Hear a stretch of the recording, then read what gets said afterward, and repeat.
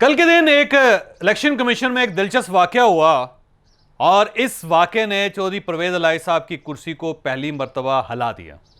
तो अब ये कुर्सी हिलती हुई सबको नजर आ रही है। हमने पिछली एक वीडियो में ये बताया था कि चौधरी परवेज इलाही की कुर्सी खिसकना शुरू हो गई। आपने यकीनन वो वीडियो देखी होगी, नहीं देखी तो पीछे उसका लिंक आ रहा है, आप इस लिंक को टच करके आप इसको देख सकते हैं। इसमें हमने पूरा सिनेरियो बता दिया था कि काफ लीग का आने वाले दिनों में मुस्तकबिल क्या होगा। अब हालात उस मुस्तकबिल की तरफ बढ़ना शुरू हो गए हैं। कल इलेक्शन कमीशन में जो कुछ हुआ वो मैं आपके सामने रखता हूं, फिर उसके बाद मैं ये बताता हूं कि आने वाले दिनों में पंजाब के अंदर क्या होगा। आपको याद होगा कि 28 जुलाई को लाहौर के अंदर एक मीटिंग हुई थी पाकिस्तान मुस्लिम लीग काफ की।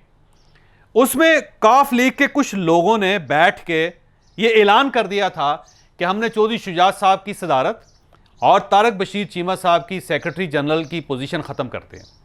अब ये हमारे सदर नहीं रहे और साथ ही ये हमारे सेक्रेटरी जनरल नहीं रहे। आपको याद होगा 28 जुलाई की बात है ये। और जिस इजलास में ये फैसला हुआ था उस इजलास को उन्होंने कहा था कि ये सेंट्रल वर्किंग कमेटी जो है हमारी पार्टी की, उसने ये फैसला किया। चौधरी शुजात साहब ने इलेक्शन कमीशन को एक दरख्वास्त दे दी उसके बाद, और उसमें इलेक्शन कमीशन से ये पूछा कि आप ये बताएं कि मेरी और तारक बशीर चीमा साहब की पोजीशन पार्टी में क्या है। तो कल इलेक्शन कमीशन ने उनकी इस दरख्वास्त पे जवाब दिया कि चौधरी शुजात साहब इस पार्टी के सदर हैं और तारक बशीर चीमा साहब इस पार्टी के सेक्रेटरी जनरल हैं, और इनको हटाने का तरीका यही है कि या तो ये फौत हो जाए या फिर सेंट्रल वर्किंग कमेटी जो है वो बैठकर फैसला करे। और चौधरी शुजात साहब ने साथ ये भी लिख दिया कि हमारी पार्टी की सेंट्रल वर्किंग कमेटी है ही नहीं, हमने बनाई ही नहीं थी, लिहाजा अब कोई जब सेंट्रल वर्किंग कमेटी ही नहीं है तो वो सदर को या सेक्रेटरी जनरल को कैसे तब्दील कर सकते हैं। लिहाजा इलेक्शन कमीशन के कल के फैसले के बाद अब चौधरी शुजात साहब काफ लीग के प्रेसिडेंट हैं और तारक बशीर चीमा साहब उसके सेक्रेटरी जनरल हैं। लिहाजा लाहौर के अंदर अगर कोई वहाँ पे प्रेसिडेंट है या कोई सेक्रेटरी जनरल है तो उसकी अब कोई हैसियत नहीं। लिहाजा अब ना कोई सेंट्रल वर्किंग कमेटी है और ना ही सेंट्रल वर्किंग कमेटी अपने सदर को और अपने सेक्रेटरी जनरल को तब्दील कर सकते हैं। लिहाजा एक तरफ ये तो मोहर लग गई कि अब ये पार्टी चौधरी शुजात साहब और उसके बाद तारक बशीर चीमा साहब की, लिहाजा ये मसला तो ख़त्म हो गया। और ये मसला वो पहला मरहला जिसकी वजह से चौधरी परवेज इलाही साहब की कुर्सी अब खिसकना शुरू हो गई। अब चौधरी शुजात साहब के पास दो ऑप्शन हैं इसके बाद। पहला ऑप्शन तो ये है कि ये काफ लीग के अपने अरकान को, यानी 10 अरकान जो MPs है पंजाब के, उनको एक ख़त लिखते हैं कि अब अगला वोट जो आपने चीफ मिनिस्टर को देना है वो मेरी मर्ज़ी से देना है, और मैं अगर आपको कहूँगा कि आप हमजा शहबाज को वोट दे दें या सब्तान खान को वोट दे दें या फिर जो हम काफ लीग का कोई अगर किसी MPA के बारे में फ़ैसला करते हैं कि वो अगला चीफ मिनिस्टर पंजाब होगा तो आप उसको वोट दे दें। और दूसरा ये कि अगर आप इसको वोट नहीं देते तो फिर मैं आपको डी-सीट करवा दूँगा।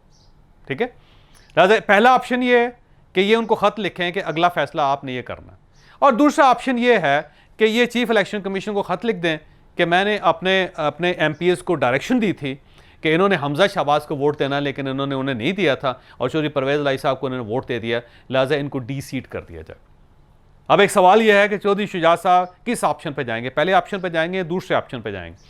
मेरा ख्याल ये है कि चौधरी शुजात साहब दूसरे ऑप्शन पर नहीं जाएंगे, ये अपने अरकान को डी-सीट नहीं करवाएंगे।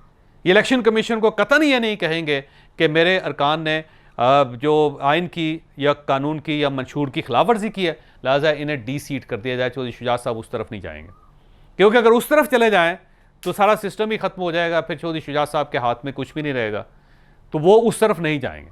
चौधरी शुजात साहब अब अपने MPs से रब्ता करेंगे और उन सब से कहेंगे कि आप वापस आ जाएं, मेरे पास इकट्ठे हो जाएं, मेरे पास आ जाएं और मैं आप में से किसी एक शख्स को चीफ मिनिस्टर बनवा देता हूं पंजाब का।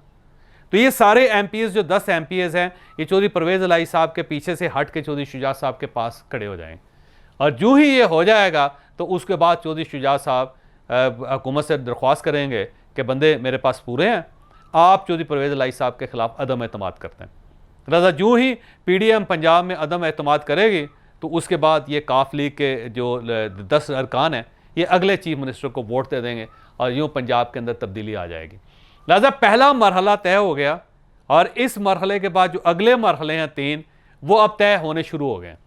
और अब एक आखिरी सवाल भी है, क्या इमरान खान साहब और चौधरी परवेज इलाही साहब पंजाब के अंदर अपना इख्तियार, अपना इक़्तिदार कायम रख सकते हैं। हाँ, एक ऑप्शन है इनके पास, और अगर ये करना चाहें तो बड़ी मजबूती के साथ ये मामलात को सेटल कर सकते हैं। और वो ऑप्शन क्या है? वो ऑप्शन ये है कि ये पंजाब में 186 लोगों को वजारतें दे दें, यानी 186 अरकान ने जिसने भी वोट दिया पार्टी को, सबको वजीर बना दिया जाए। क्योंकि आप जिसको भी वजीर नहीं बनाएंगे वो आपसे नाराज़ हो जाएगा, और वो जब आपसे नाराज़ हो जाएगा तो वो चीफ मिनिस्टर के पीछे खड़ा नहीं होगा, और जब चीफ मिनिस्टर के पीछे खड़ा नहीं होगा तो आपकी गवर्नमेंट कायम नहीं रह सकेगी। लिहाजा आपके पास यही ऑप्शन है कि काफ लीग के तो हर एमपीए को आप वजारत दे दें, क्योंकि इस वक्त तक इमरान खान साहब ने नहीं दी, लेकिन अब कुछ उन्हें हालात का अंदाज़ा हुआ है तो वो उन्होंने कुछ काफ लीग के लोगों को लारा दिया है कि हम आपको वजीर बना देंगे। और दूसरा, ज़ाहिर है पीटीआई के अपने लोग भी हैं, और उसमें भी एक बहुत बड़ा नाराज़ ग्रुप मौजूद है। अगर आप उस नाराज़ ग्रुप को भी अगर फैसिलिटेट नहीं करते तो वो डेफिनेटली वो भी पीछे हट जाएगा। और उस नाराज़ ग्रुप का पाकिस्तान मुस्लिम लीग नून के साथ रब्ता भी है।